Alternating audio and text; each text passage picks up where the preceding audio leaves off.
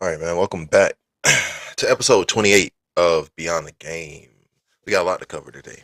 It's the second round of the high school playoffs. We got another week of college football rankings. And we'll take a look at some of the games around the country today. I'm your host, Jordan Barrett. I'm joined by the quarterback, Brandon Bullens. Brandon, how you doing this morning, man? Pretty good, man. I didn't realize how good the music was until I put the headphones on. That's the bass on that I kind of went crazy. I said, "Oh shit." Okay. Yeah. You know our director extraordinaire Jarrell don't like it, so we gotta we gotta he wanna he produce and make music, so he wanna make us a beat for himself, man. But For real, I feel it. we had a lot of good games throughout the state yesterday.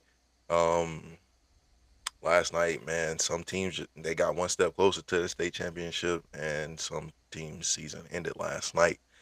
But we'll get started over in Charlotte. Man, number one Huff had a dominant win in their first playoff game of the season over number nine Palisade. They got the win 63-17 or 63-7. Um, it was just a dominant win for Huff. They scored on all seven of their possessions in the first half. Okay, that's crazy. The Brandon, we talk about like scoring points, and you were saying you want to score like 35 to 40% of your possessions. For you to have seven possessions in the first half,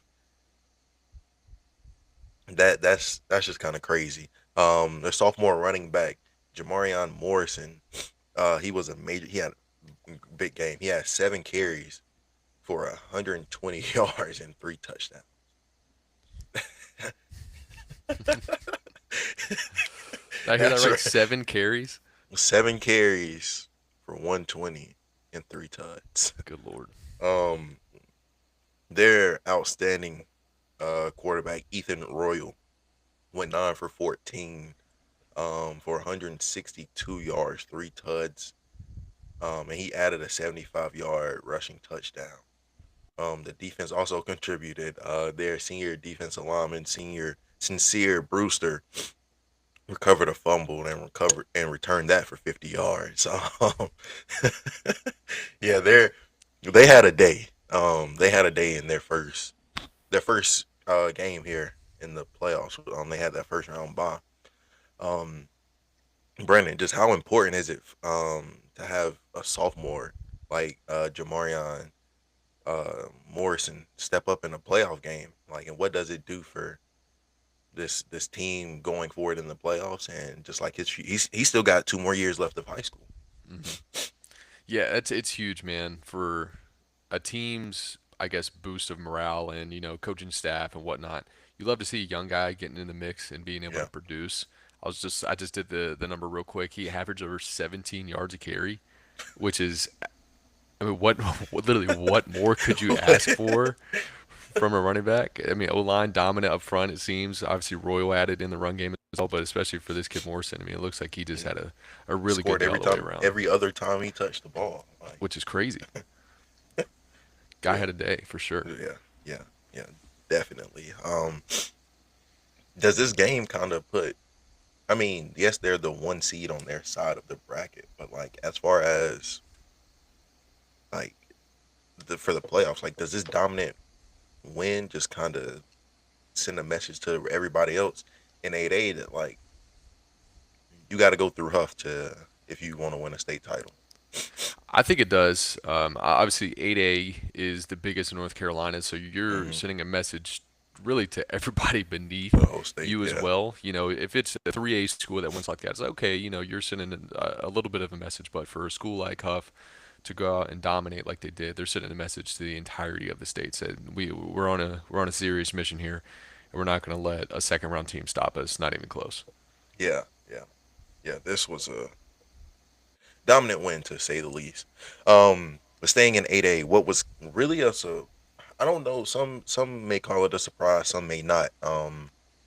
Number 5, the West Forsyth Titans. They went on the road and got the win against number 4 Mallard Creek, 22-10. If you said that to somebody about 10 years ago, they probably would have looked at you like you're crazy.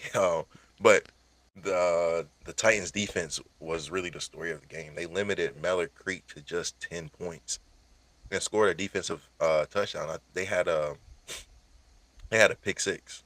Um, they also recovered a fumble and returned it down to the 2 yard line, which of course led to points for West Forsyth. But on offense, their running back has really been the bell cow of this offense all season. Um, their running back Moses Morris, he had 133 yards, and he had a 56-yard touchdown, which was really kind of the backbreaker there in the fourth quarter, which kind of made this a two-possession game. Um, we were just really talking about it. Up next, West, they're gonna be on the road, yeah, up in Charlotte at Huff. Um, but before we kind of look at that, um, just how big is they were even able to get a safety early in the game. The the way that the team played, the turnovers, they scored points on defense. Almost had 2 touchdowns on defense. Like, what does that really do as far as setting a tone for West, not just in this game but going forward? But um, yeah, just going forward here in this playoffs. Well, the first two things that kind of come to mind whenever you hear a defensive performance like this is that number one, defense wins championships. I think everybody Yes. has heard that term. And the second thing is more dedicated for football itself is that defense travels well. Like that is a term and kind of an ideology that you'll hear all across. Defense travels. Yeah. Defense travels, and West Forsyth on the road, they traveled and they dominated, like you said, getting a safety, getting a pick six, and essentially getting another touchdown off the fumble recovery. It looks like they were the ones that really kept West Forsyth in that game. Yeah. And honestly, it wouldn't surprise me if they had the best defensive performance across the entire state, across the entire playoffs, based off that. Yeah. I mean, the defense gave you about 14 points alone. They won the game themselves. That's what I'm saying. Um, so yeah, that's yeah, yeah, that's big though, because I mean, like we talked about, especially when it starts to get cold outside. Um, Receivers might start alligator arming some of those catches. Quarterbacks might be a little more inaccurate, but this team they have the pieces to go win a state championship. Two things is running the football and being able to stop the run, and they do it. They do it at a high level. But not just stopping the run because they even got an interception. And was able to get a pick six. But man, next week they've got their hands full. Um, they'll be going up to Charlotte to face Huff. And Brandon, just kind of based on these games, what what are you if you're Huff, what are you kind of worried about going into this game, and vice versa? Like, what are I guess well, first we'll kind of look at like what you're kind of worried about, and then we'll kind of go into like the advantages these teams have.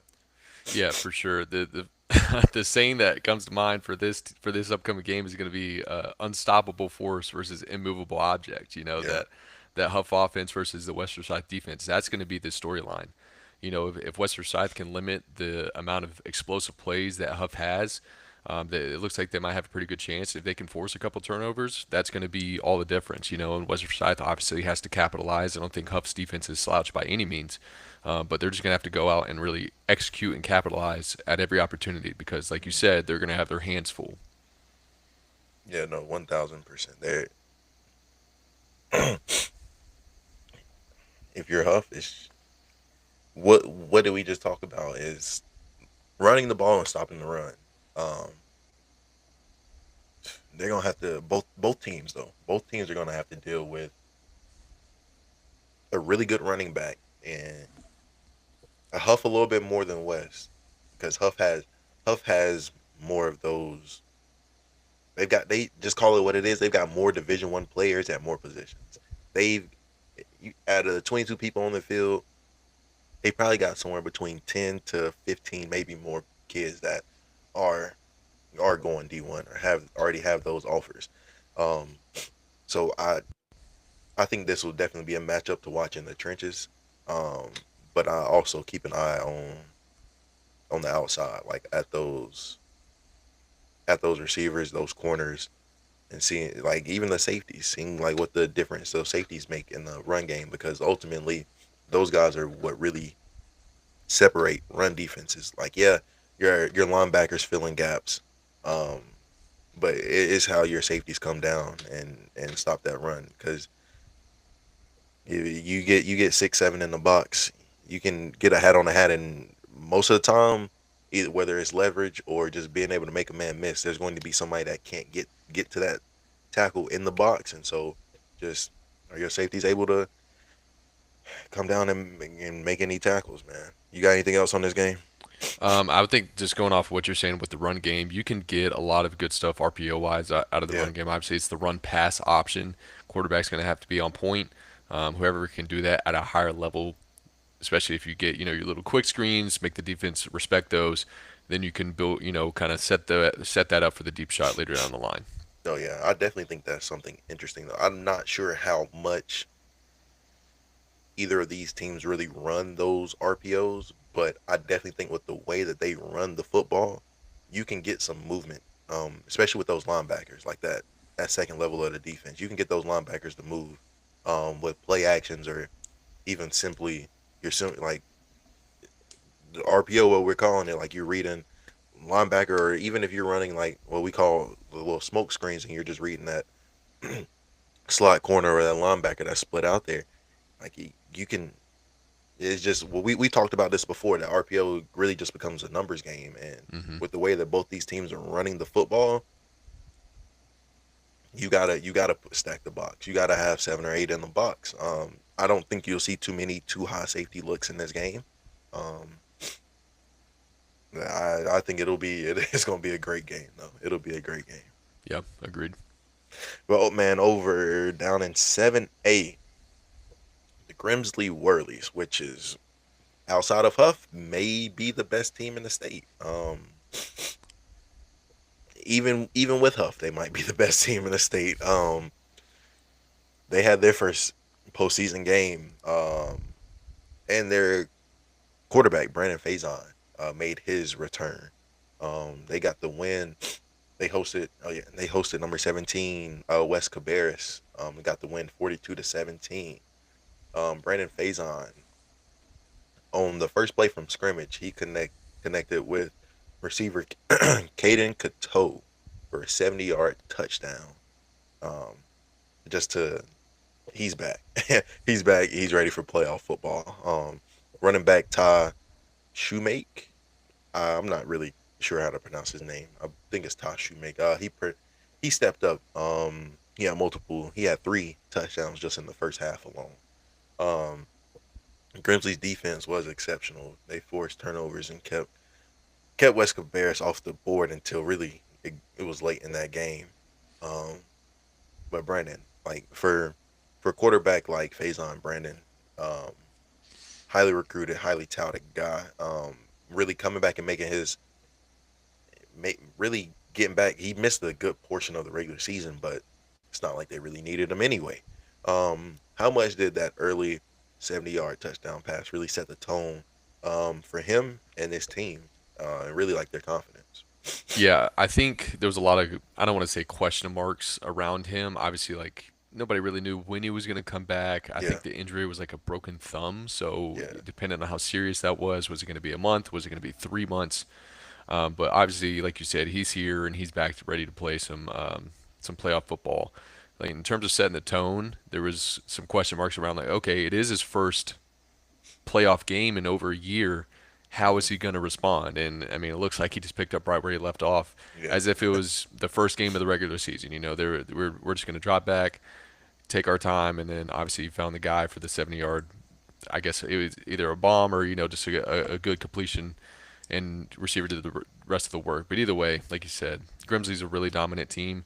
So whether they had Brandon Faison or the other kid, the freshman who's been playing really well all season, yeah, it looks like they were going to handle business either way.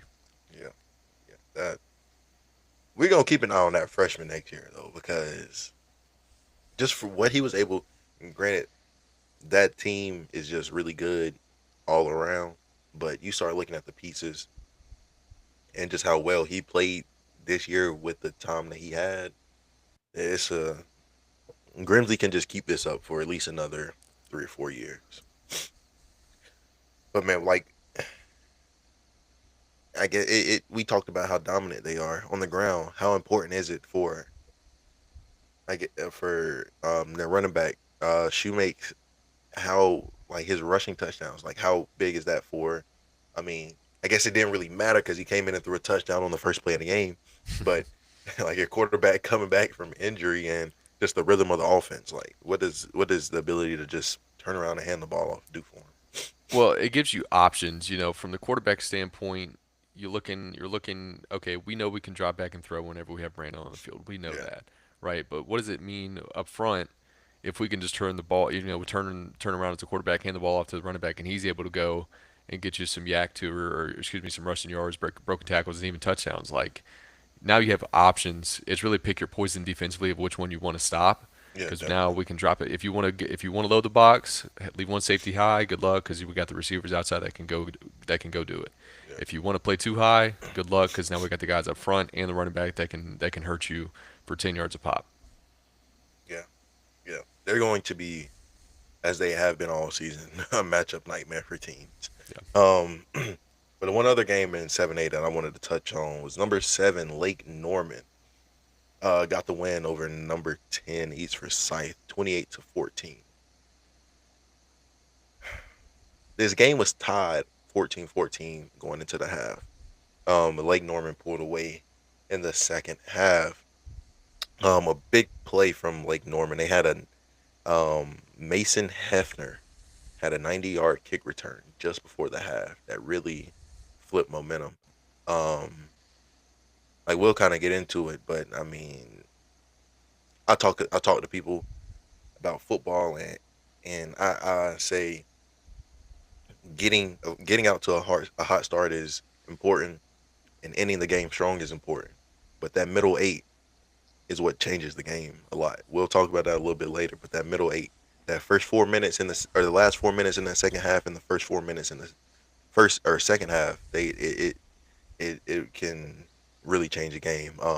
But Lake Norman's quarterback, Caden Kraft, he connected for a passing touchdown and had a rushing touchdown. I think he didn't have that great of a game in the air. I believe he ended the game with less than 100 yards passing.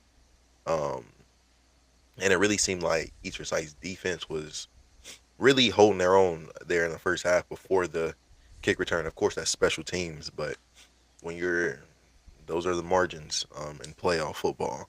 Um, in the second half, Lake Norman, they just completely shut out East Forsyth. They forced a turnover and didn't allow any points. Um, but Brandon, like, kind of talk about that kick return going, especially going into halftime. Um, like we talk about special teams and how it can impact the game. Like I think it's one part of the game that's often overlooked, but we all good coaches tell you there are 3 phases to the game, and we have to Hmm. execute in all 3 phases. Um, just when you look at that, like kind of could you let people know, kind of break down like what that kick return before the half really does for them? Well, yeah. it's the biggest momentum shift in football that you can have, right? Yeah. Like if you put this into perspective, you're Easter Scythe, you're now up 14-7 on the road against a team that's not On too the far away road. from East. We're only an hour away. We never played them, but Yeah. that we know who they are. Yeah. We have a lot of mutual friends and whatnot, so you know these guys, they know you. But for that kind of impact to take a kick return or any type of special teams stop, or like in this case a touchdown, it is a huge momentum shift. Like I said, I would argue one of the biggest ones in football. Like you said, going right before the half, it's that middle eight where for Easter Scythe, they're not going to see the field again until they get the ball back after that, initial drive by Lake Norman out of the half. So you're up 14-7. They have this huge momentum shift, 14-14, and it sounds like once again that they scored again right out of the half, or maybe a couple drives into the half, and now you're down. You're down a touchdown now compared to where you just were. Not even game time wise, 10 minutes before. 10 minutes. Yeah. That is a Yeah. huge momentum shift. Yeah. 1000%. And then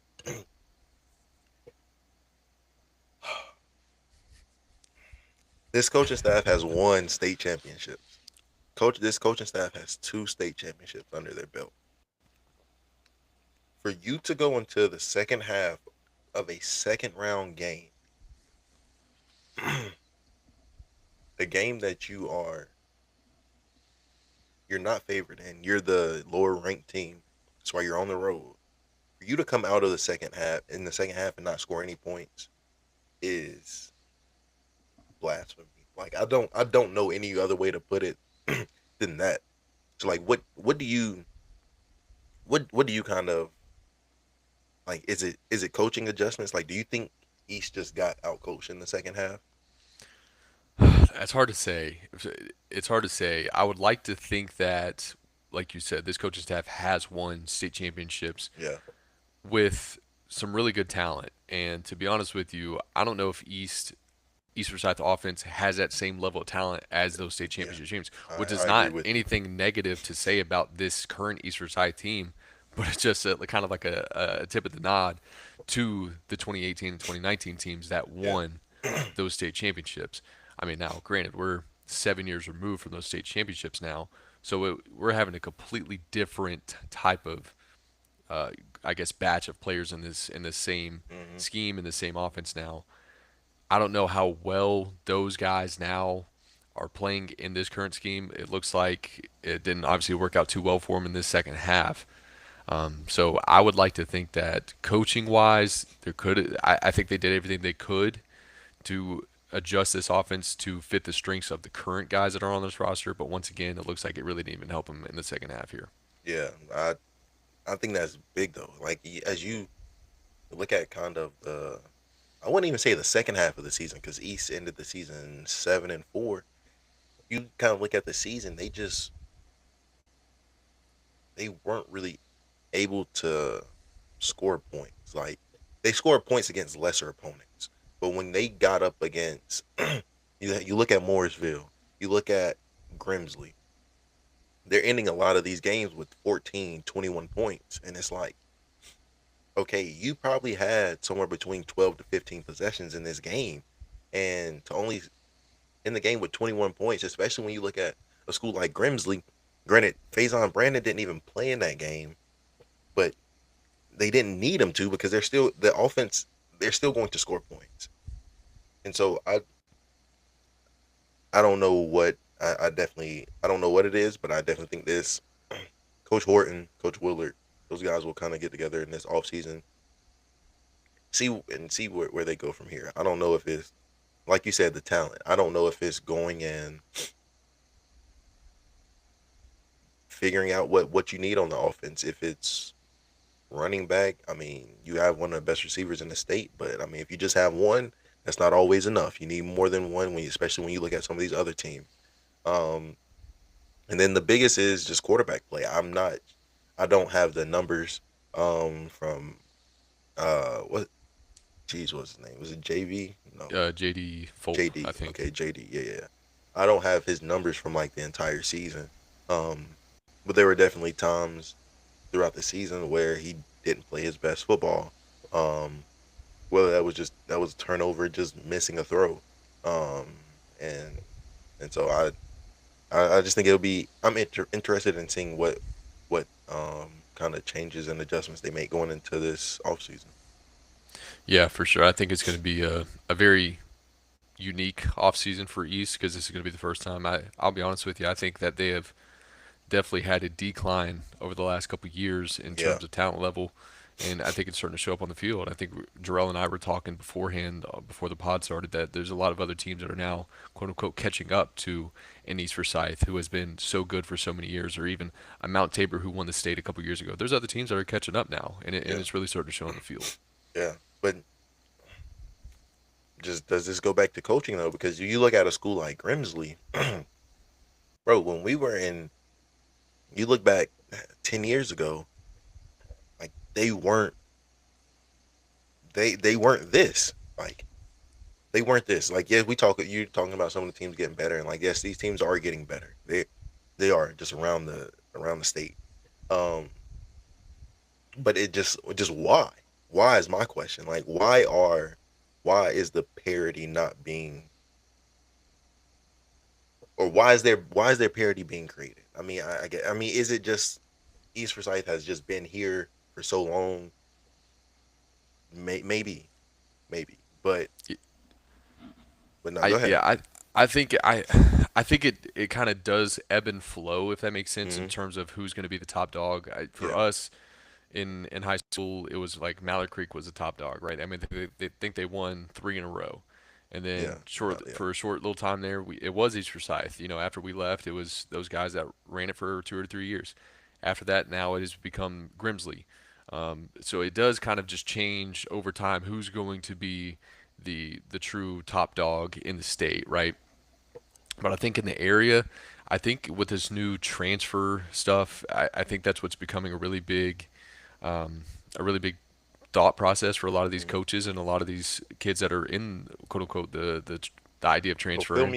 fill me in on this transfer thing. So it's an open transfer, meaning that no matter where I Whoa. live, it's an open transfer. I can go to this school, I can go to that school, and there's no rule that I have to sit out 365 if I'm going out of my district.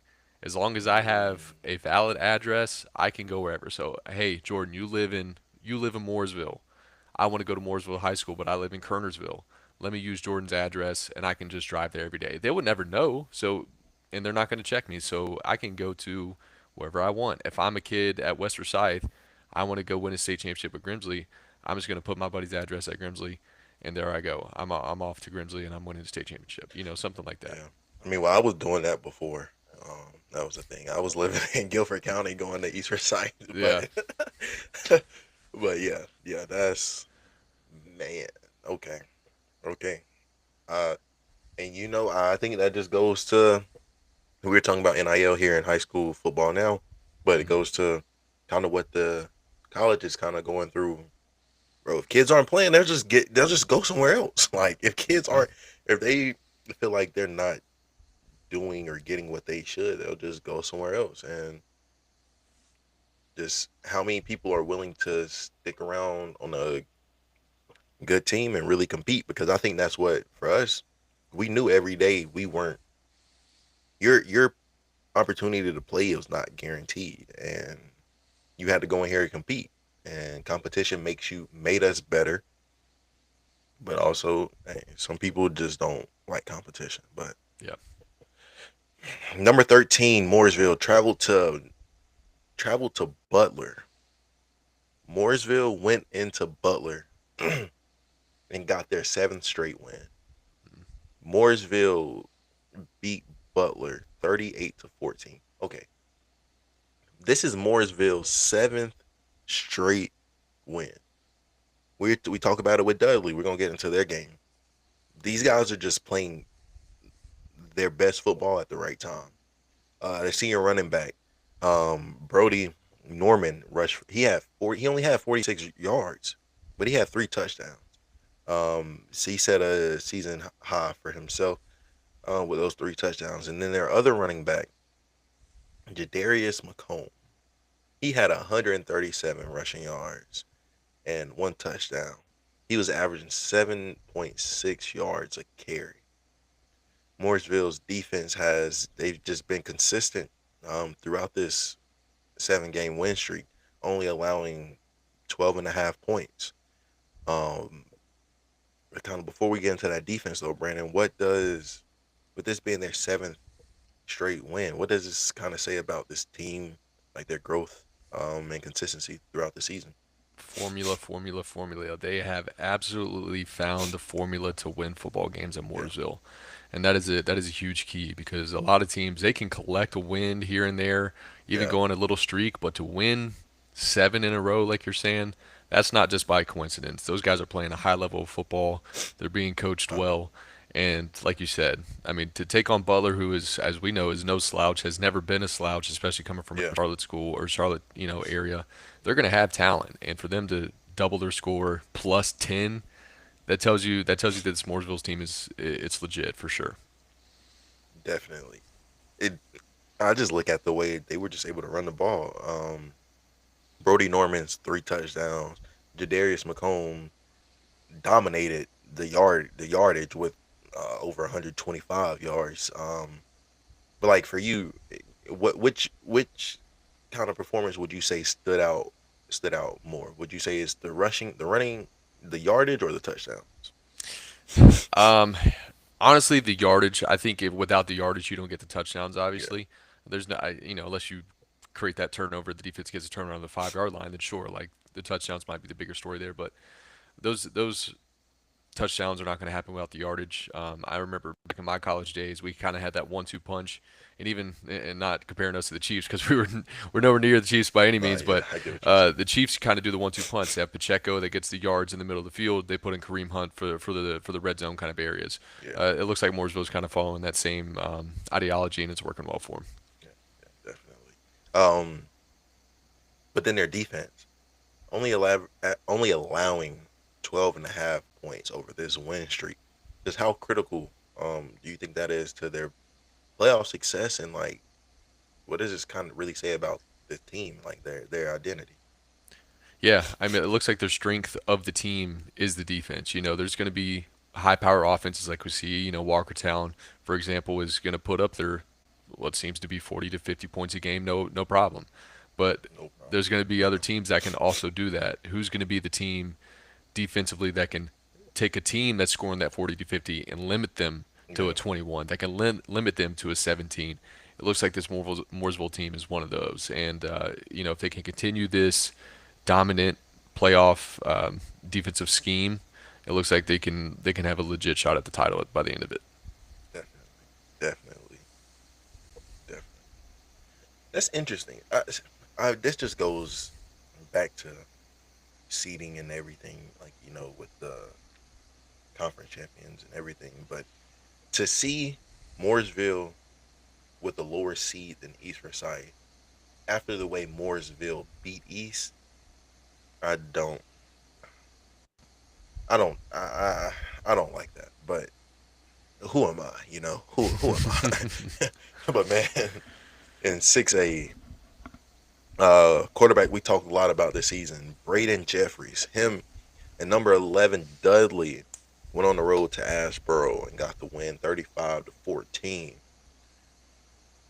Uh, Braden was able to get on the board early with a 62-yard passing touchdown in the first quarter. Ashboro answered they answered that score by Grimsley in the first quarter with a 4-yard touchdown run to make the game 7-6, but missed the extra point. The game was it, the I guess like the biggest thing about this game was Dudley was really able to keep their win streak alive, keep momentum alive, um, and really showed you that they can win on the road. I think that's really the biggest thing, especially here in these playoff games. But on the road, Brennan, how big is it to for Braden his confidence and his team confidence though to go in and get the first score? Um, and like, do you think that kind of changes the mindset of a team versus like if they would have been trailing early in this game? Yeah, it definitely changes the mindset. If you're able to go into a any game, home or away, playoff, regular season, doesn't matter, and get the first blood, as you know, as the terminology is, Yeah. at least that was not comparing me to college once again, but our offensive ideology and kind of personality was first blood. That's Hmm. what we wanted to do, was put the first points on the board always, and Dudley looks like they've been able to do that week in and week out for quite a few weeks now. I don't know how Yeah. long their win streak is also up to now. It might be matching Mooresville was like 7 or 8 Yeah. now, but either way, yeah, it looks like they've been able to once again find their formula that wins at Dudley. I'm sure that they left stuff out on the field. I actually just texted Braden before this, and he said they left stuff out on the field too. So, for them to still put up 21, it's not a bad offensive showing by any means. I'm sure, like they said, would have liked to had more of the 35 or 40 point scheme. Defensively, they did a really good job holding them to 6 points. Yeah. Yeah. Definitely. Definitely. But would you say that's more of something like, is that more of Dudley's defense or Ashboro's offense? Because they were able to answer that quick score there in the first quarter, but they just didn't really get anything else going there in the like really throughout the rest of the game. And so, like, I guess the same question with East. Like, I was like, is it the offense or defense? But is it coaching also? It's a good question. I think if you're in that 14 to 21 point area, I think it's more offensively. If you left points out on the field, we see Dudley, like we just said, left points out on the field. If you're holding a team to 6 or like 10 or less, 14 or less, I would say that's a really a pretty good defensive showing. Obviously, defense always tries to pitch a shutout. Rarely ever happens. Same thing as an offense; they try to go score every drive. Rarely ever happens. But the closer you get to perfection, you're still going to achieve really really good things. Yeah, definitely, definitely, definitely. And I forget his name. Who was? mm, well, I'll kind of figure it out. I'll figure it out. But um, number two, Northern Guilford. Um, they had their first playoff game of the postseason. They were able to get the win at home against number 15 Asheville, 46-13. Northern Guilford improves their record to 10-1. I think that with that only loss being to East Forsyth. Um, and they extend their home win streak to 5 games. The Nighthawks, their running game, um, Christian Leach, he had a 76-yard touchdown. And this game was probably his best rushing performance of the season. Defensively, Northern Guilford really locked down everything Asheville had going on. They allow Asheville to they allow them to average just 1.7 yards a carry. Um, with them holding them under 2 yards a carry, Brandon, is how does this level of dominance impact the team's confidence as they go deeper into the playoffs? Yeah, it's definitely a huge boost in confidence, and I think it starts with a play-by-play scenario, if that makes sense, in terms Mm-hmm. of, okay, you're gonna get that first three and out, right, and then that's gonna build into the second one, the third one, and eventually Asheville is gonna look up and says, hey, this run game is not working against this Yeah, team. We're gonna have to start throwing this ball around. And now defensively, that gives you a humongous boost of not only just confidence, but ability to call the right play, because now you know what they're going to do offensively. You know they're going to put the ball in the air. Now let's have our playmakers on the back end fly around, get some stops for us, get a pick, break up a pass, and next thing you know, you're looking at a 13-point showing for Asheville. And we know Northern Gophers offense has been really, really good all season. They have talent, quarterback, receiver, running back, all around the field. They're just able to quote unquote run away with this game. And yeah, going into the playoffs, if they can once again continue this kind of uh, in the trenches defensive performance for stopping the run, make the other team throw the ball. Good luck keeping up with the offense at that point. yeah, definitely. Maybe we can get Jackson on here a little bit if they keep rolling, get him on here and kind of talk about how they were really able to. I'm not gonna say turn the season around because they were 10-1, but after that East Forsyth game, what they were really with that loss. kind of did for him. Went down there in 5A, a team that we've kind of been checking in on every so often. Number 10 Oak Grove. They got the win over number 7 Northwest Cabarrus, 37-6. This was also another game. Believe it or not, Brandon, this game was tied at half, 7-7. Mm. This game was tied at half. But Oak Grove just took control. Um, their running back had 104 yards on 12 carries. Um, and they had a receiver who had 106 yards and a touchdown. Biggest takeaways from this game, I kind of say Northwest Cabarrus. Early, it seemed like they were kind of balanced, but they just weren't really able to sustain it and put up points on the offensive side. Oak Grove, they exploded on offense in the second half, and that offensive explosion really set them apart. Um, but with Northwest Cabarrus having to tie that half, like what do you think happened there in the second half, where they really didn't have any answers on offense or defense?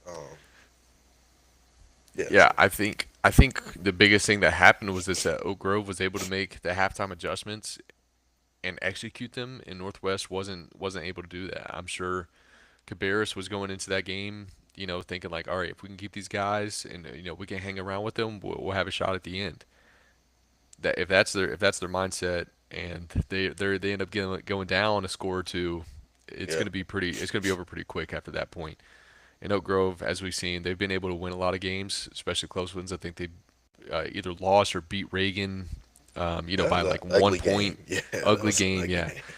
And so, they've been in tight games before. So, for them to be at halftime knowing that they were going to be in a tight game again, hey, we're right where we thought we'd be. Now let's make these halftime adjustments and let's go execute the second half. And that's exactly what it looked like happened. Yeah, yeah. I mean, yeah, they had a receiver with 106 passing yards, but I look at um their running back, and he was just able to have 100 yards. But he had 104 yards by himself. Um, and that's the story of the game. Like that's that's the story of the game. Yep. I think it's just being able to move the football. I mean, and we know Oak Grove has had their, like we were talking about earlier, they've had their struggles kind of scoring and moving the ball, but they figured it out in the second half here, man. Yeah. Looks like they found their balanced attack in that second half. Yeah, definitely, definitely. But now over to some college football. Um,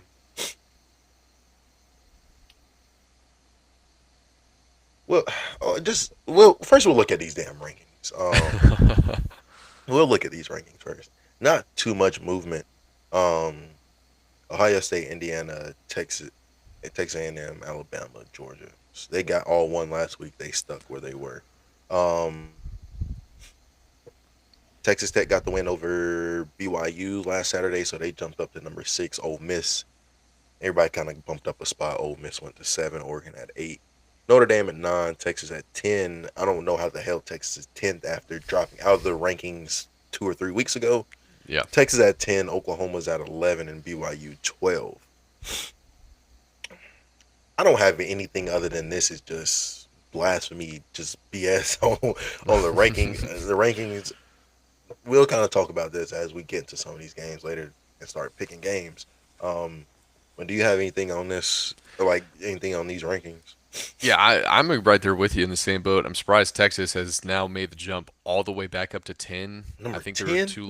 two lost team at this point, as well as Notre Dame. Same thing. Like both those teams seem to have lost rare. I mean, they've lost early on in the season, found their footing, and have worked their way back. But there's one loss teams, hell, even zero loss teams that might not be on Thank that you, same Brandon. Oh caliber Lord, thank but you. are ranked lower. That doesn't make sense to me. Those guys obviously deserve a shot over the two-loss team who lost two out of their first three. I don't know. Bro, they're talking about only putting one FCS team or group of 6, group of 5, depending on if you look at the Pac-12 as a conference or not. But they're only talking about putting one team in there this year, and Why not two? Why not two? I think it'd be Because more entertaining that way. you have quality teams in there too. Like it's not like you're just throwing a team out there. No, USF is a quality team. James Madison is a quality football team. That is a damn good football team. Hmm. I mean, you can go on Memphis. Like there are good teams that can fight for that what I would say the 11th and 12th seed in the playoffs. I might be Um, a little biased here and wanting James Madison in there. Just I think we both know hell Alonzo yeah, Martin at the quarterback. he's lighting it up. That He's lighting it up, kid's man. lighting it up, He's been like the Peyton Manning quarterback of the week and like back to back bro. weeks now. Like he's lighting it up. And their only loss is to a ranked Louisville team, and they lost by one score. It's like, dude, this team can compete Can't at compete. that level. They can't compete, and I think you saw a little bit more of it than I was able to. But just the development from that kid, though, Alonzo Barnett, bro, that kid, we're gonna be seeing him play on Sundays. Yeah. They're Oh just yeah. we're gonna be seeing him play on Sundays. I think. I mean, James Madison's already at their FBS, so I don't know if he'll look to. I mean, he's got a starting job at the FBS level. I don't know if he looks to try to get to the group of four, like power four level, but that's a kid that's going to be playing on Sundays. And you look at the way that he's just been playing. It's hard. I am hard pressed to find many quarterbacks across the country playing better football than he is. Hmm. And so I think you look at that. I'm not saying you just give them a playoff spot, but I think they're very deserving of one. They're Oh, very for deserving of sure. one. I 100% agree. And the same thing for USF. That USF has been Yeah, ranked as high, I think, as what, 16 or 18 this season. yeah. They're another, what, undefeated or one loss team. I'd rather I think see they this. lost. They lost one or two games, but just one of the losses came like this is a team that beat Florida, but then they also had a loss.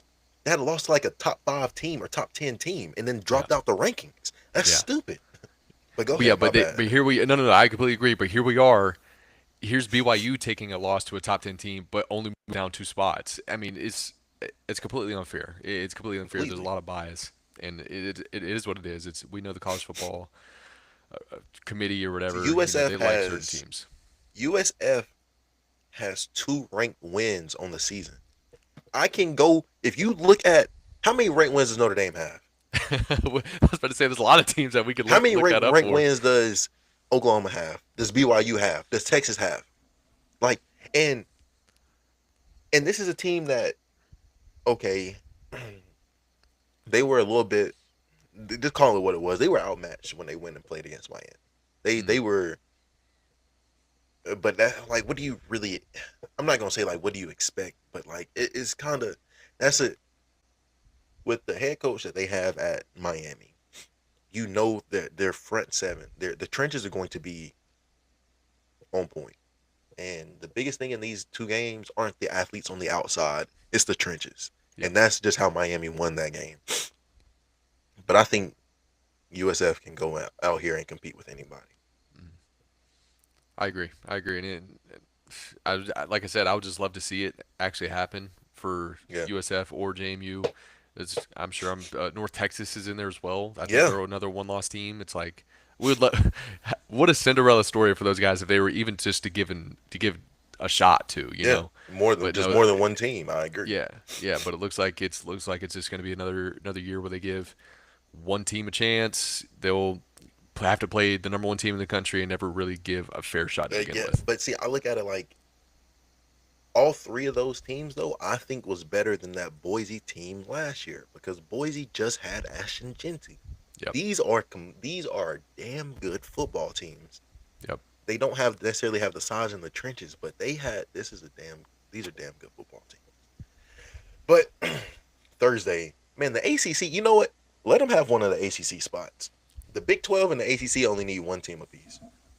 Give us two group of five teams, okay? Yeah. Unranked Clemson just went and beat Louisville 20-19. Came back and beat Louisville 20-19. Hmm. Clemson's running back Adam Randall had 105 yards and 2 touchdowns, including the go ahead touchdown, 1 yard touchdown with about 7 minutes in the game left in the game. Louisville had a chance after a bad punt, a bad snap by a long snapper. Gave Louisville the ball at the 23-yard line with under 3 minutes to go. Mm, Stalled out due to penalties. mm. Ended up with a 46-yard field goal. Louisville had 10 penalties for 98 yards, including an unsportsmanlike down the stretch, what ultimately cost them the game. Louisville had more total yards, seemed to be in control of this game from the start, really from start to finish. Why, Brandon, do you think they weren't able to close the deal, and how much of that really falls on the penalties and special teams? I don't that's a very tough question to answer. I think you let a team like Clemson stick around when you have Still a well opportunity. coached team. Oh, for sure. Clemson, as we know, I mean, they won natties with that coaching staff. Dabo Swinney's Yes. not going to ever really be completely outcoached in any Any game. scenario. Any game. But you had opportunities as Louisville to put this game away and put it away early. Early.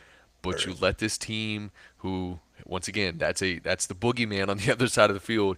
You don't want that man to still be around in the fourth quarter, and that's exactly what happened. And unfortunately for Louisville, it came back to bite him in the ass. The boogeyman. I think the boogeyman is that's an interesting because for him, but that man,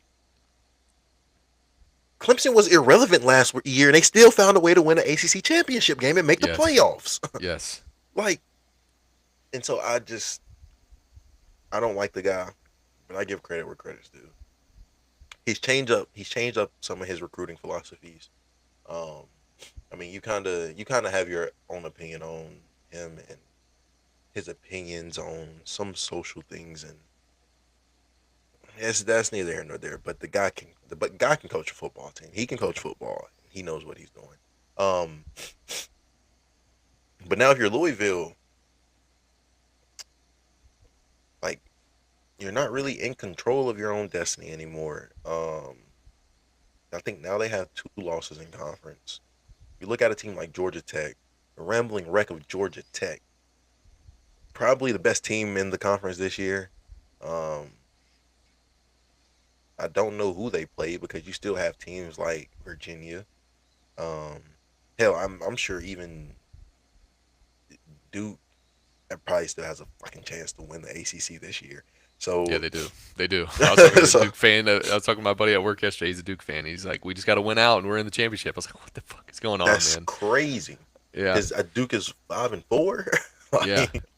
Like, They play Virginia, I think today, and then they yeah. play Wake and Chapel Hill. So I But mean, even Wake has an opportunity to but Wake though has been a damn good team this year too though. Wake yeah, has been a yeah, little slept on this year, yeah.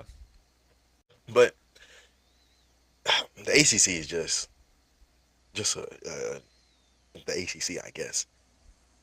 Speaking of the ACC though, my problem with these bums over there in South Bend, Indiana, Notre Dame, number 9 ranked Notre Dame, Notre Dame Fighting Irish, game that kicks off here in a few minutes at noon. They have Pitt. They have Pitt. Um,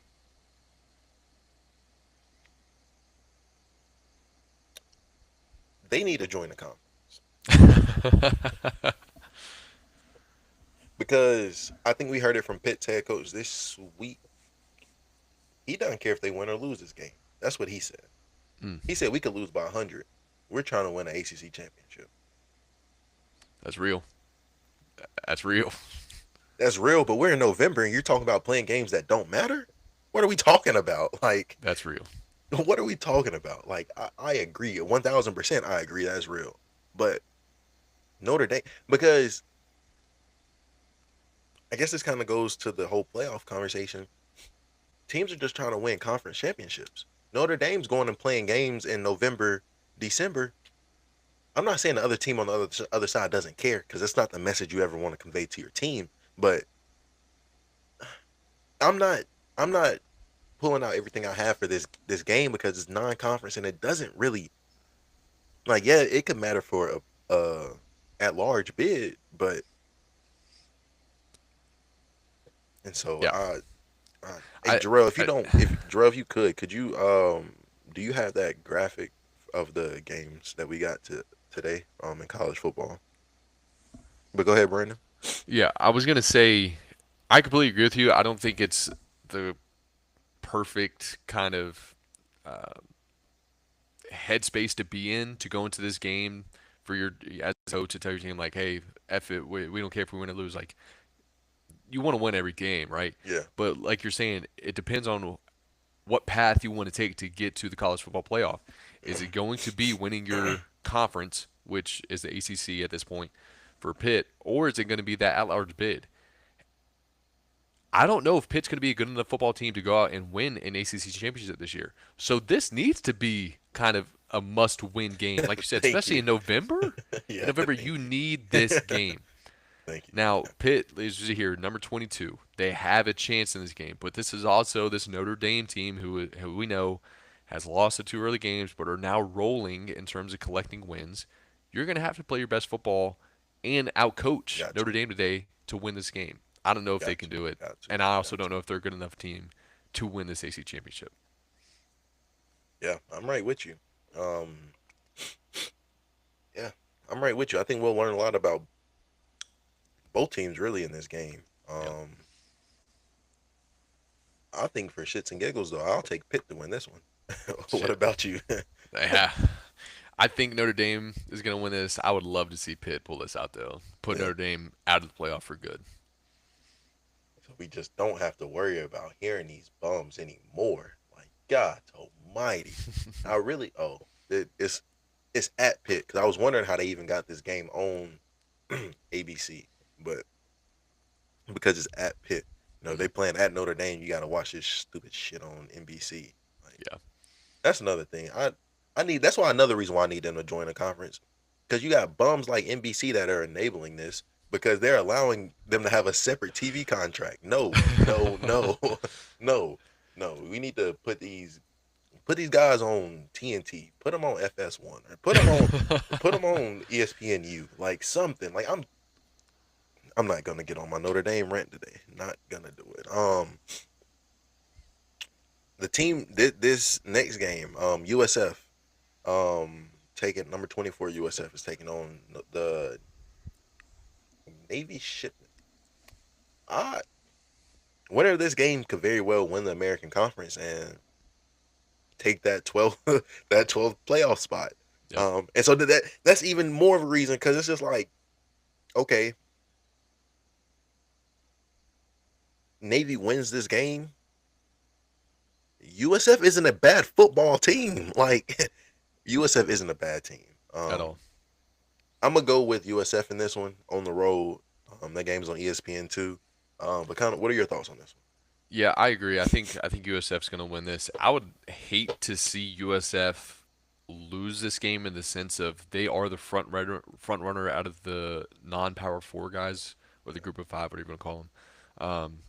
They are the front runners to make the playoffs. So for them to take a loss in this game, or really for the rest of the season, it's going to be a tough argument to even have them in there. A three-loss non-power four team shouldn't be in the playoff, and I can kind of agree with that. So one? I hope USF wins, and I think they will win in this one. Yeah, I want a USF win. I want it. And then we've got another game with some real implications down in the ACC. Virginia is at Duke. Virginia is at Duke, and who is their head coach? Is it Mario Cristobal? For for Duke, Yes, yeah, I or think it maybe that. is. Oh no, that's Miami. Who is who's Duke's head coach? Because Duke has a good head coach. Manny Diaz. Manny Diaz. Mm. He came from Miami. Manny Diaz was at Miami before Mario Cristobal. I I'm gonna take Duke in this one. At home, I'm gonna take Duke in this one just to shake up the ACC a little bit more. Yeah, yeah, I'm here for it. There's a lot of teams that are on upset alert in the ACC at least, especially after Georgia Tech took the loss to NC State last week, Yeah, 2 weeks ago. Virginia, who has been riding high, they're walking into a dangerous game. As we say, dangerous college game. football is always a dangerous thing when you're on the road. So you better be on your p's and q's I with think this that's the Virginia biggest team. thing though. Like we were talking last week. That's the biggest thing is when these better, higher ranked teams go on the road Hmm. because a little bit more than the NFL. Like these are real environments. Like these are real game changers and really have an effect on the game. Which is also kind of why I wish they would really just play like maybe just the championship game, like the um CFP championship game at neutral site. I think throughout the playoffs you should get that home field advantage because I think that's something that you play for and you compete for. And I think last year when we saw Tennessee go up to Ohio State in January, Tennessee wasn't ready for that. Like them Hmm. boys came out there with them shirts off, but when it came to play, them boys were not ready for that. Like yes, it Yeah. gets cold in Tennessee. Don't get me wrong, but it's not. It's not. It's not Ohio. It's not Columbus, Ohio in January. Like No. yeah, yeah. And so it just those are advantages and disadvantages that have real effects on the game and on people's coaching careers. Honestly, so I would really love to see them play these games like even through the semifinals at neutral sites. Yeah, I agree. I think just going back to last year's playoff, we saw that kind of same exact scenario happen for the Notre Dame and Penn State playoff game. Yes, Penn State's yes, one game away. They're in their own home environment, but they can't pull out the win. And it's like even though Notre Dame is on the road, they play well on the road. We've on the seen road. that. So it's one of those things Notre Dame kind of neutralizes any type of road opponent. But then again, it's also up to in that game specifically Penn State to play better offensively. I But do want to get, say that what's the name? James Franklin was a play away from making it to a national championship last year, yeah, and they fired his ass. yeah, They fired his ass. yeah, Continue though. I'm sorry, I did not mean that. That just reminded me like just how like short people's memories can be. yeah. And I heard somebody say like football is literally built for overreaction because of the amount of time in between games. It's not Mm, like you're just playing a game after game like basketball. Okay, you lose. Why do I really care? I got another one in 2 days. No, you got to sit on that win or that loss for a whole week, yeah, and people get to pondering and you think too much, and now you don't got a head coach. So it's yeah. I know. And it's crazy because you would oh think he. after all, I'm sorry, I don't mean to cut you off. you're good. Pitt just almost hit a big play to start the game. Receiver dropped the ball. He dropped Mm-mm-mm. it in the bucket. Receiver dropped the ball. They're See they're those? moving the ball here first drive. They look like they're about to score. They need to lock in. Yeah, They need those kind of plays to win that game. But either way, I was gonna those are yeah. say for Penn State specifically in James Franklin's scenario, regardless of the top 10 record, which granted we're not gonna just act like it was not irrelevant or not Yeah, relevant in any sense. Being 1-18 in the top 10 games when you were a top 10 team, it's bad. Like there's no doubt about it. But granted, let's not forget that anything outside of the top 10, he has he been was nothing but dominant. yeah. So for a coach to get you to a top 10 scenario every year and to give you a shot at a national title just last season to be fired, is it unfair? Yes. Is it just enough to really, I don't know, I'm over because you're losing these top 10 scenarios? I don't know. I don't know. That's No, not for me though. But getting back to the Virginia and Duke game, I hope Duke wins, like you said, to shake up the ACC. I think Virginia's gonna be fine though. yeah, I agree. Um, then another big game with some real, not just playoff implications, but Big Ten championship implications. Iowa, after there were some tough losses last week, and I think Iowa took one of them. Who did Iowa play last week? Iowa.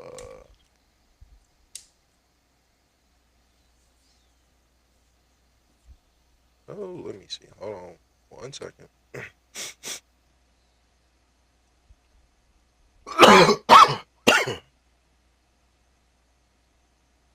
Okay, this is making this more difficult than it needs to be. Oh yeah, they lost at Oregon last week. Yes, Yeah, a tough one. Like they should have pulled out that win. Even Penn State should have pulled out that win against Indiana. That catch was ridiculous, but they should have yeah, pulled out that win yeah, against Indiana. Um, and so I think Iowa is showing that they have a damn good football team. They're very well coached. We know that. Um, and so I think I'm gonna take them to go on the road and get the win at number 17 USC. yeah. I think we've seen USC, especially earlier this year, whenever we were talking about them a little bit more. They've also one of those teams that struggle against other ranked opponents. If they come out and they can play well, I think USC is going to do fine. But Iowa is also one of those teams that it doesn't matter who they're playing, they're going to play their brand of Their football. football, yep, one Yeah. thousand So percent. so if Iowa can impose their will today, I got Iowa. If USC can hinder their imposement of their will, I'll take USC. But overall, I'm gonna take Iowa. Yeah, I think this is a game that it'll probably just come down to the amount of possessions each team have. Yeah. Iowa cuts down the possessions, they win the game. It's just that simple. Um, we got two more games, and we'll get up out of here. Oklahoma is traveling to Alabama. I don't have too much to say other than the Tide's gonna roll, man. We got the better quarterback. I will say we struggled to stop the run, and we struggled running the ball. Oklahoma, that's two things they've been good at this year. Am I worried? Not really. These guys lost to Texas. Come on now. But but I do think this will be a better game than just a blowout. Yeah, yeah, I'm right there with you. I think Oklahoma's got a lot of proof. I think they know that they're gonna be facing one of the best opponents that they're gonna play all season. So they're going to have a chip on their shoulder, but I think Alabama's in that same boat. They know that they've been struggling, like you said, with the run. I think that's going to be a point of emphasis for them today. It would not surprise me if Alabama turns the tide, no pun intended, and is able to just go down and run the ball down their throat. So we'll end up seeing. I think Alabama's going to win this one. Yeah, we'll see. We'll see. Then number 10 Texas at 7-2. They're going to Georgia. Um, dogs by 30. Dogs by 30, man. Yeah, I think Arch Manning has played well in this back half of the season so far. I don't know if he's going to be able to play well enough to overcome the Georgia defense and the Georgia offense. So I'm going to take the dogs in this one. I think it's going to be a good 14-point win for Georgia. Yeah, yeah, yeah. Like you just said, Arch. I just don't think he's going. This will probably be this will probably be the second best defense he played against because they did play Ohio State at the beginning of the season. Yeah. But good luck, Chuck. That's about all I got for you. Brandon, you got any Division 3? Oh, I saw that we had Averett and Guilford College out there fighting. Like, Dog, dog. That was going to be my main point today. That was my only. I guess I would say shout out, but I don't want to say shout out for that. I'm gonna give my 2 cents on this, man. I know both these programs pretty well, and I mean that more from just a player standpoint. I actually did an internship at Aid, so I got to meet the coaches, and do a lot of the stuff athletic administration wise. I was working with the AD and all that kind of stuff. I interviewed for the Guilford College receiver coach before this season. Thankfully, I ended up taking that job because I would have been in the middle of that scuffle, I guess. But you gonna no, be a receiver coach? shit, that's what they offered me, man. That's what Okay, they offered me. I okay. don't know the first thing about receivers, so I was like, if it was quarterbacks, I might have had it. I might have taken it, but receivers are like, I'm good, man. I That's what I appreciate was it. going. I was gonna say. I don't know that I've ever seen Brandon run a route. Like, Shit. really? Hey, it gets wicked, man. My release is crazy. Okay. Yeah. Yeah. Yeah. We know from that spin that you can really. Dude, come on, man. That was 10 years ago, bro. Shit. Still get roasted for it. We're talking JV football, and you guys still bringing that up. Come on.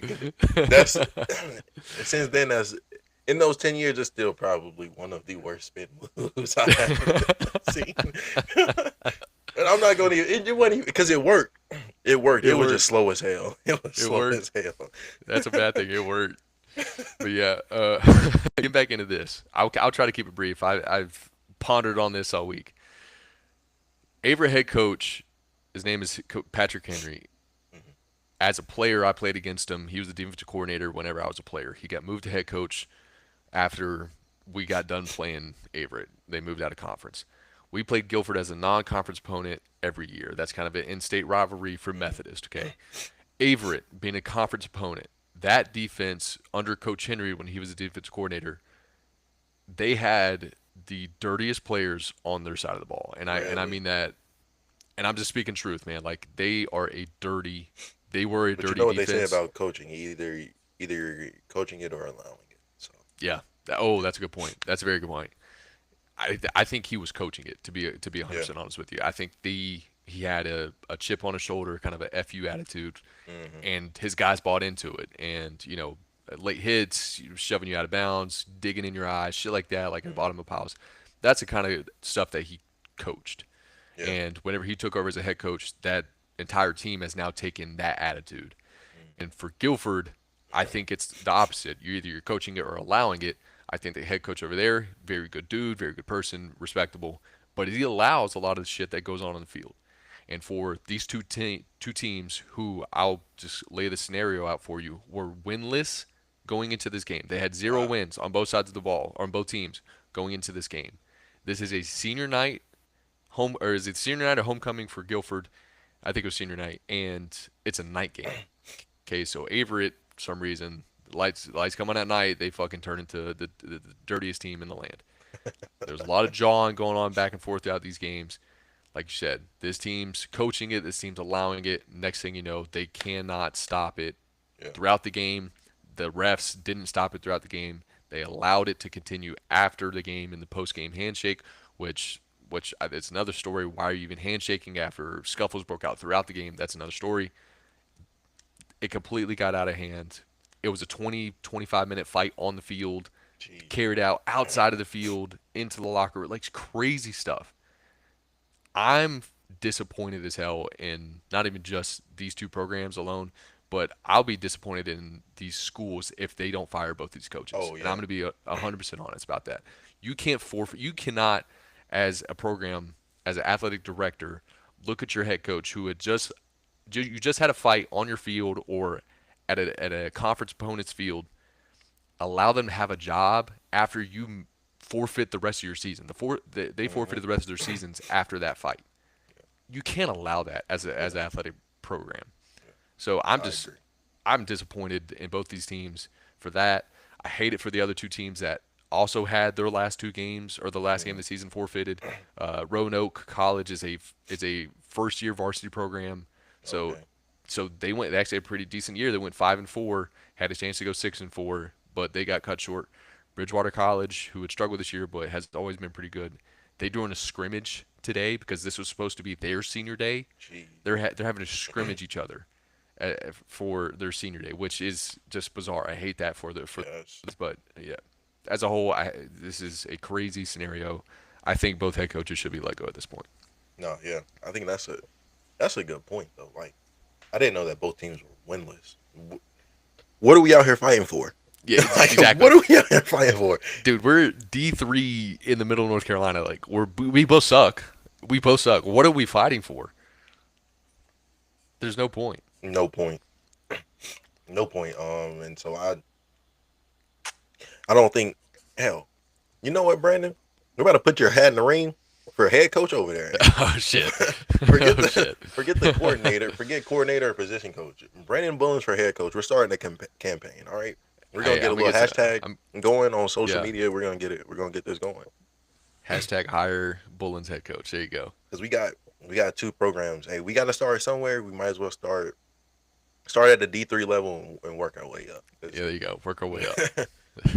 we gotta start somewhere. But yeah, Climb the corporate ladder. we can't be doing this in a game that just doesn't matter. Like nothing, it didn't matter. So there's no It need doesn't to matter. be.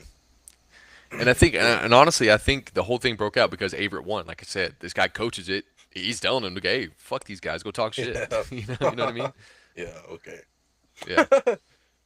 Yeah.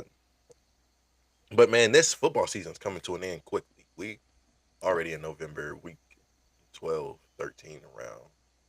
Uh, so, shoot, man, we got a little bit more of this season left. I think likely they keep pushing these college playoffs. So like I think that'll take us into February, and the Super Bowl will take us a little bit further into February. So shit, before we know it though, we gonna be having football in March. Just wait, before y'all know it, we gonna be having football games played in March. I'm I'm here not a for it, man. Yeah, I'm about to say I'm not opposed to it, but uh, we'll we'll we'll just see what football has for us. But man, if you enjoyed the show, make sure you hit the like and subscribe button on YouTube. Um, drop predictions for next week's playoff games down in the comments. Um, yeah, but we'll be back next week with some more high school football, college and NFL talk.